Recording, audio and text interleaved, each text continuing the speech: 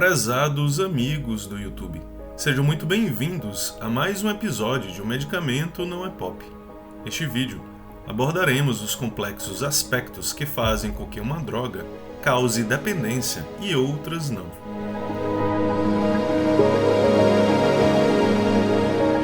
É importante começar explicando o que seriam drogas.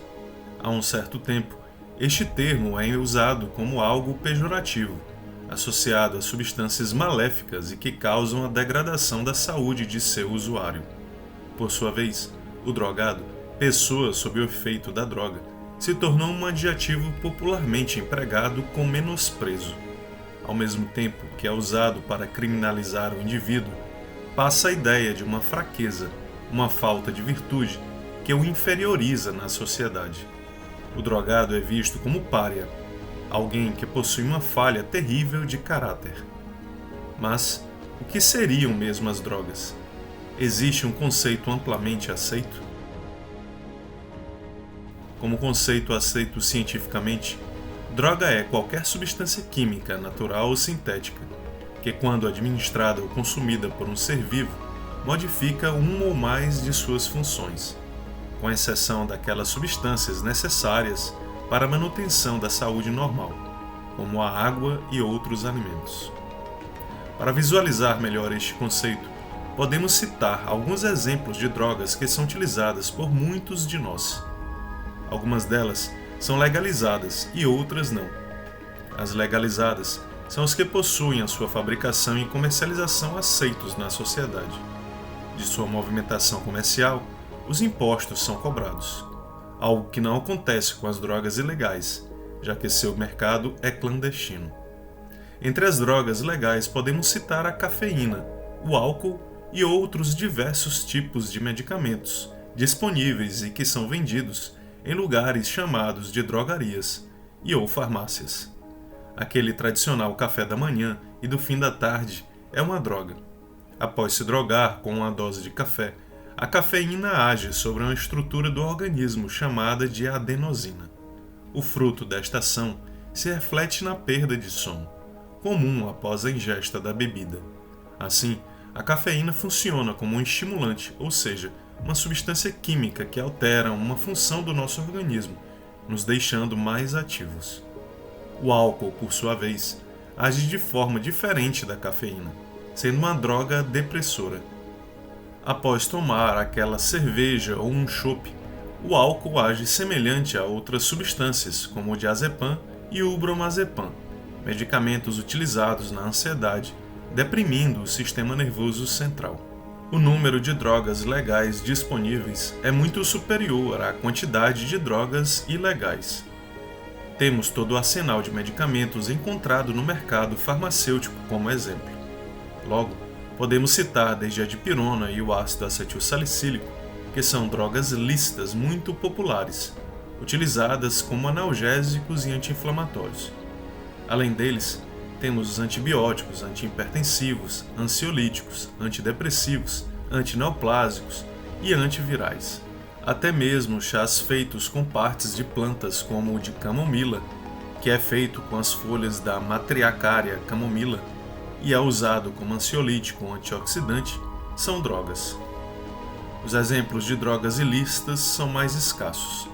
No que se refere à dependência química, somente em torno de 100 moléculas são capazes de causar algum grau de dependência.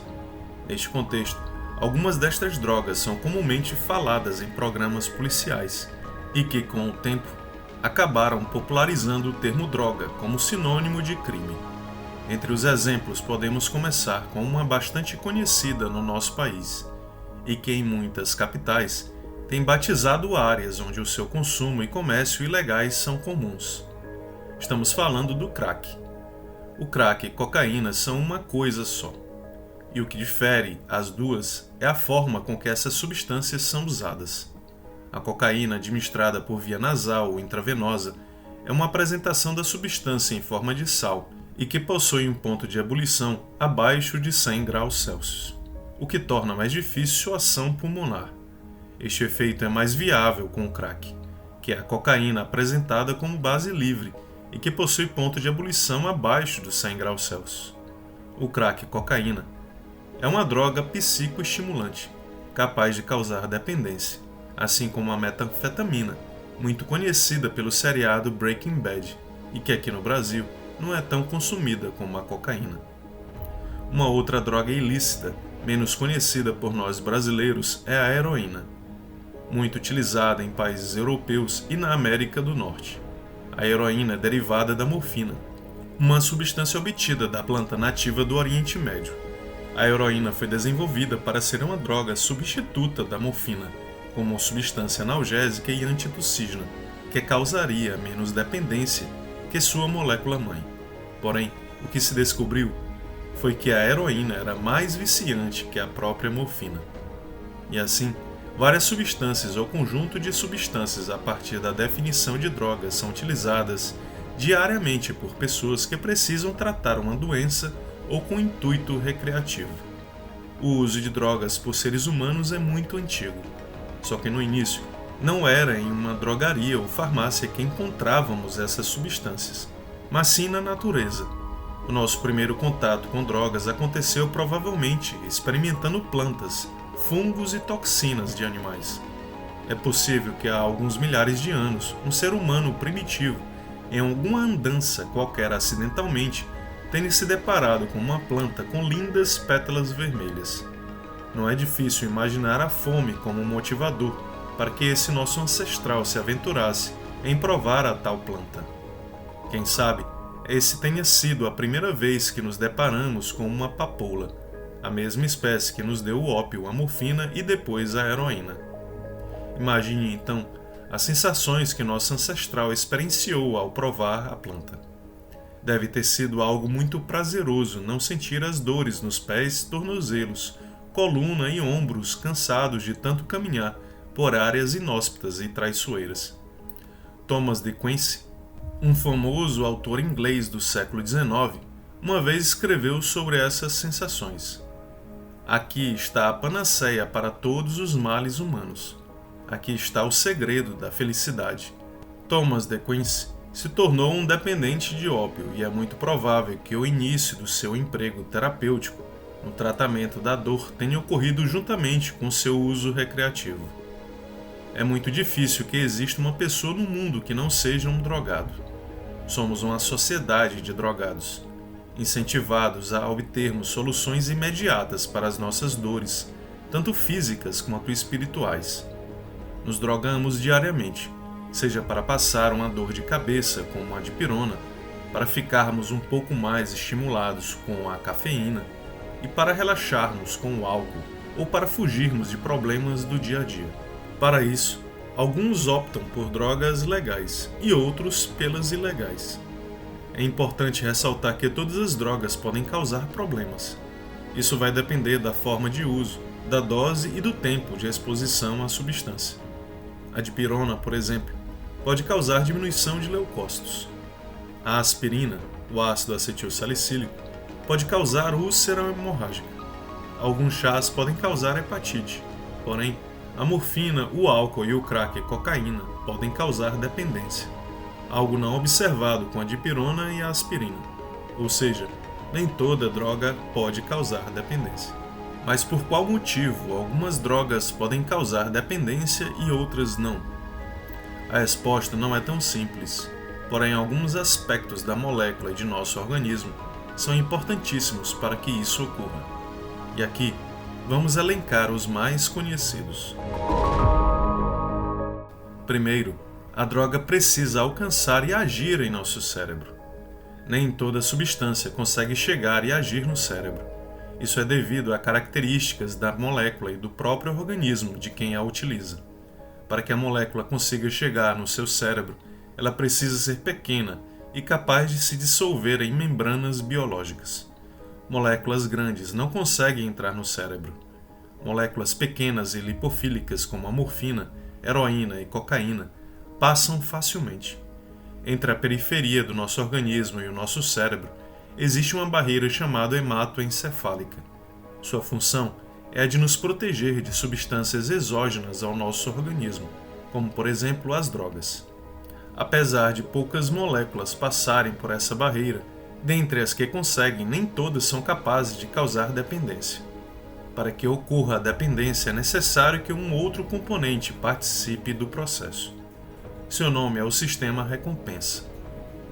O sistema recompensa, de forma resumida, é um complexo sistema presente no nosso cérebro que exerce funções importantíssimas para a sobrevivência do indivíduo e da espécie. O sistema recompensa é composto por várias áreas do sistema límbico, juntamente com o córtex pré-frontal.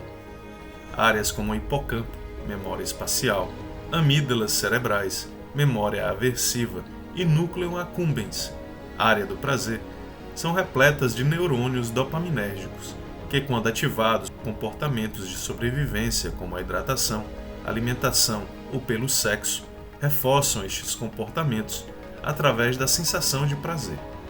O prazer desencadeado pela dopamina reforça o comportamento de forma positiva e isso faz com que queiramos repetir a experiência. É alguma forma do cérebro lhe dizer, muito bem, por ter se reidratado, ou parabéns, por ter comido algo ou ter tido uma relação sexual. Drogas que causam dependência usam esses mesmos mecanismos de sobrevivência, só que com uma diferença, de forma muito mais intensa. Assim, o comportamento de usar a substância consegue sobrepujar os comportamentos basais de sobrevivência, se tornando mais importante para o indivíduo. O prazer é mais intenso. Isso causa um fenômeno chamado de neuroplasticidade, que pode ser visto através de imagens de neurônios do sistema recompensa. Os neurônios dopaminérgicos, por exemplo, ficam mais reforçados que os outros neurônios não envolvidos com prazer.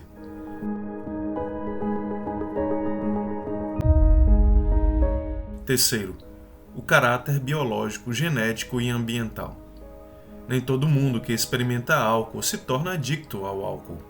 E da mesma forma, nem todo mundo que experimenta morfina vai se tornar dependente da morfina.